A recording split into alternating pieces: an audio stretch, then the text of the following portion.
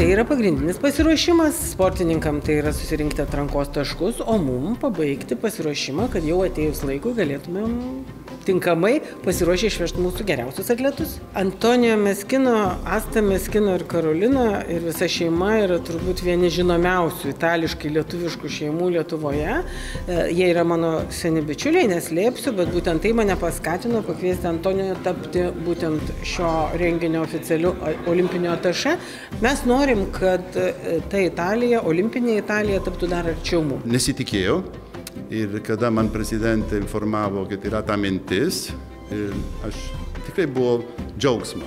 Ir aš galvoju, Antonio, ką tu gali padaryti, kad padėtų sportininkai jausti ramiai, kad negalvoti apie nieko, kad neturėtų problemas, kad jie galėtų, kaip aš sakau, mano kalba, kad galėtų susikaupti ir gauti rezultatas. Nu, tas mintis buvo, aišku, emocija, nustebino, bet didžiulį garbės. Pavyzdžiui, man tas šuolis su slide iš trampolino, Cortina d'Ampezzo miestas yra fantastiškai padarytas aplinka. Tikrai rekomenduoju visi, kas galėsiu, ten stebinti tos šuolis su slidžiu yra pasaka. Aš asmeniškai mėgstu tas bobsleigh, kaip jie vadinat lietuviškai, bobsledge. Ir labai žiūriu su malonumas.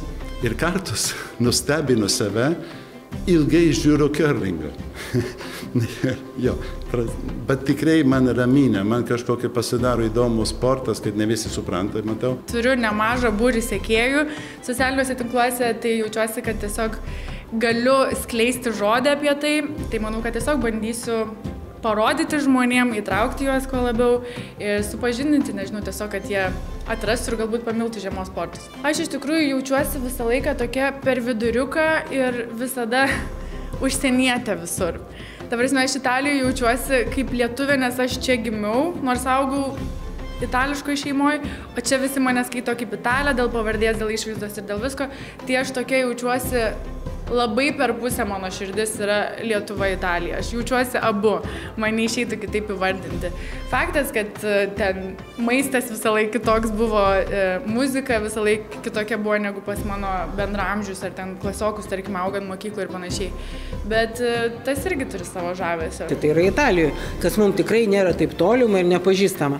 Labai vilėmės, kad Antonijo ir jo šeimos indėlis į populiarinimą, į palaikymą bus didelis, mes visi kartu pasidžiaugsime ne tik mūsų sportininkų startais, bet apskritai pabuvimų tuo nedideliu itališkai lietuviškoje olimpinėje šeimoje. Dar kartelį skambutis, kad reikia dirbti dar sunkiau ir tas visas paskutinės treniruotės, paskutinius tos mėnesius išnaudoti, atiduoti visą save ir stengtis ir tikėtis, kad viskas pavyks ir pavyks viską parodyti teisėjams. Manau, kad tos olimpinės žaidynės Pekine tai buvo kažkas tokio kitokio negu įprastai ir žmonės yra įpratę, kadangi buvo tuo metu koronos virusas. Tai manau, kad vienintelis dalykas galbūt ko trūko, tai buvo daugiau žiūrovų. Bet kiek jie galėjo, tiek jų buvo. Tai aš labai tikiuosi, kad Milane bus tas didžiuliai to arenoje, bus daug žiūrovų, palaikančių visus.